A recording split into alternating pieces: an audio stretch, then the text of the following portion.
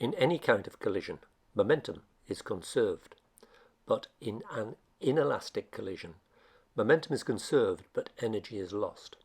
Let's use a simple example of one railway truck pushed at 3 meters per second into another more massive railway truck.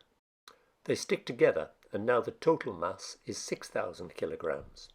We have to calculate the new velocity using the conservation of momentum. We'll do that quickly. The momentum beforehand will be simply the momentum of the first truck, which is 2,000 times 3. Afterwards, the momentum will be a mass of 6,000 times the new velocity. So we've got 6,000 equals 6,000 times v, so the new velocity is 1 meter per second.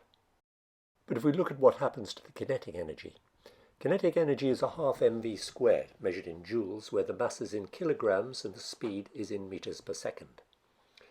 Before the collision, only one truck is moving, so that the total kinetic energy is a half times the mass, 2,000, times the speed squared, 3 times 3, which comes to 9,000 joules.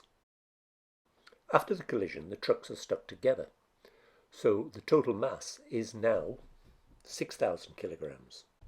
But the speed is only 1 meter per second, so the kinetic energy, a half times 6,000 times 1 squared, is 3,000 joules. The loss of kinetic energy from 9,000 down to 3,000 joules is hardly surprising. There was an impact, and therefore some of the kinetic energy was converted into heat. This will always happen in an inelastic collision. Thank you for watching. If that was useful, there are links to several other connected titles here.